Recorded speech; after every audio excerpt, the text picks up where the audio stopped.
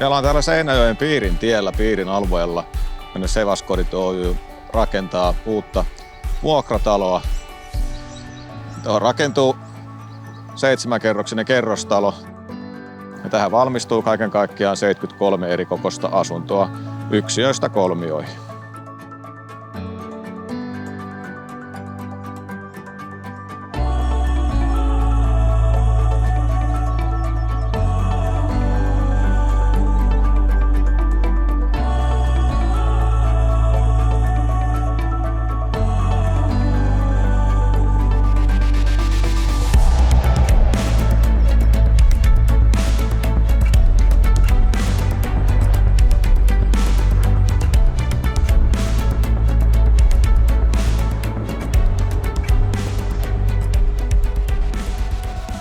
Harvoin päästään rakentamaan näin uniikkiin paikkaan, mihin tällä hetkellä meille talo on nousemassa.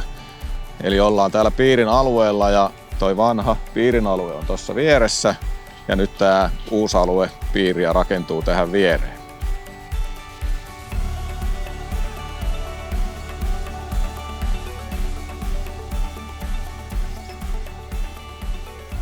Ulkoilumahdollisuudet tässä talon ympäristössä on erinomaiset. Kyrkösjärvi on tuossa muutaman 100 metrin päässä.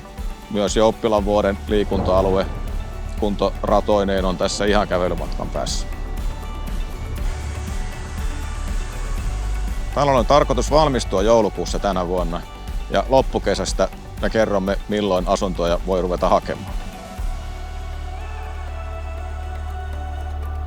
Kannattaa seurata Sevaksen somekanavia. Siellä me tullaan seuraamaan tämän rakennushankkeen etenemistä säännöllisin väliajoin. Ja me ollaan todella innoissamme itse tästä kohteesta, joten tarinaa varmasti riittää.